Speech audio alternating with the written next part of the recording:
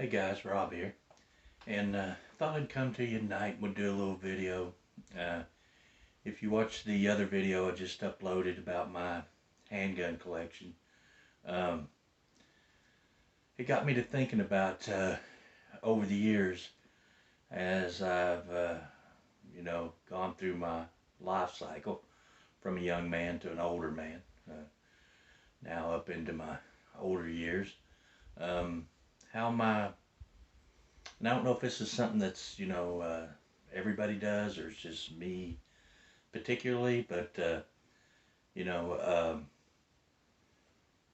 do your firearm tastes change as you grow older and, you mature and go through phases in your life? Do the things that you choose to have in your collections change?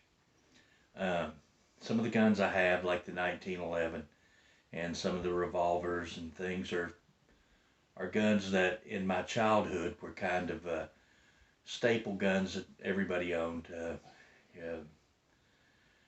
Yeah, when I was young, there was no such thing as a polymer gun.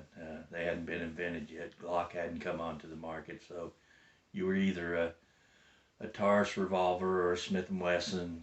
I was always a big fan of Smith& Wesson revolvers, and I've owned many over the years. Wished I still had some of them because some of them be worth a fortune.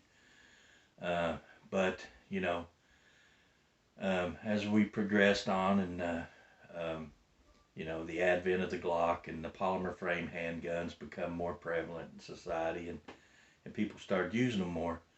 We kind of went away from those older types guns, the 1911s, and revolvers kind of became um, a thing that you thought you had to get away from in order to be current and modern. And but the reality of it is those handguns serve the same purpose as a Glock does today all those years ago.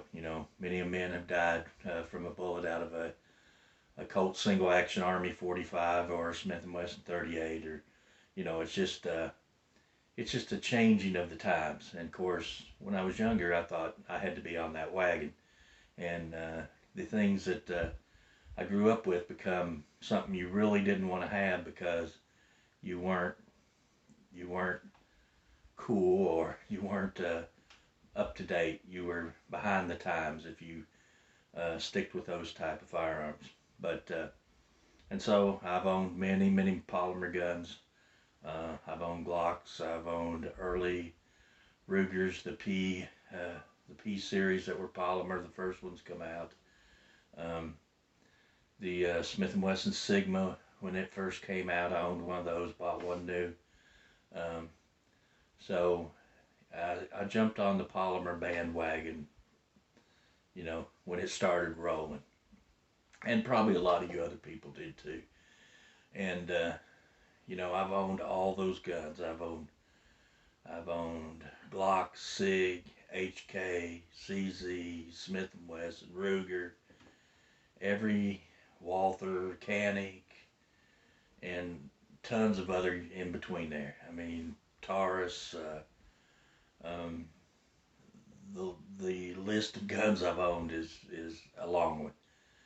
But as I tend to get older, the hype of those guns seems to be diminishing for me, at least, for me. And I don't know if this pertains to some of you guys that are older, and I'm speaking mostly to my older viewers who are kind of, you know, um, maybe you started like I did with the older type firearms, and you progressed through, and now as I get older, I tend to want to go back to what I started with. And I don't know if it's just a nostalgia thing, or through all the years of experience with all the other types of firearms, that I just realize that um, what I had to begin with was probably as good as what you can get today. Um, you know, is a 1911 100% totally reliable all the time? Probably not, but no gun is 100% reliable, and I'll have Glock people chime in and say I'm crazy, and their Glock has 40 million rounds to it and has never failed once, and You know, they use it to take bull elephants in Africa and with one shot to the left ear. You know, that's just the way it is. You can't. Everybody doesn't like everything. But as I grow older, I'm tending to go back to the more metal frame guns, metal guns, steel, or at least steel and aluminum. Um, and same way with rifles. You know, I started out with you know, an old lever gun back in the day, an old Winchester 30-30, and today I got an old Winchester 30-30. But for years I wouldn't have one because I thought I wasn't ballistically up to date. Now I do have a 270, and that's what I hunt with. But I want to use a 30-30 again, and so uh, you know, went through the progression of the into a bolt action rifle with a wood stock, and you know, in when I was younger, I'd done a lot of hunting, and sometimes my wood stocks would not fare well to the weather, and so I went to the polymer stock, and I still like a polymer stock for a gun that you know, you're going to hunt with hard or be out in the elements. It's still probably a better choice, but uh, as I get older, I want to get back toward the older guns like the older Marlins and the Winchesters, and you know, again, they're the old wood and metal guns. In some of the older calibers, a 30-30. I'd like to have a 35 Remington or 45-70, and at some point I will get one of those. But as I grow older, I see myself transitioning back to where I came from. It's like I'm coming full circle. That you know, I have the Ruger single action revolvers and the Ruger Wranglers and the Heritage Rough Riders and the you know the Arms Corps little 38, and um, you know, the polymer guns I own now are less. I own less polymer guns now today than I ever owned in my life, and that's by design. It's because as I get older and mature, I just no longer feel the need to own or collect those types of guns. And so anyway, I just thought I would make this video and you know, get your all's opinions on, is this something specific to me, or is this just something that um, as you age and mature and you go through your life cycle, is this something that just what goes around comes around, or what's old is new again? I mean, um, but anyway, thought I'd make this video, just kind of a fun little discussion as to your history of firearms ownership and where you started and where you went and where you're going, and what kind of things you like to have in your collection. For me, I'm moving back toward the older, more nostalgic type firearms of yesteryear, and I don't feel one bit undergun or unsafe or anything in owning them.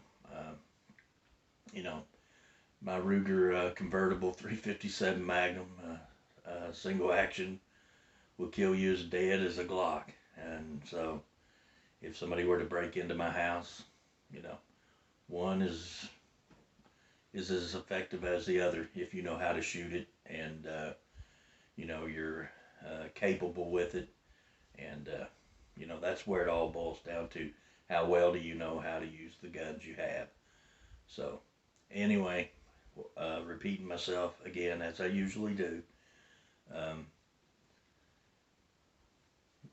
where are you at in your gun ownership cycle? And is this a thing, or is this just me?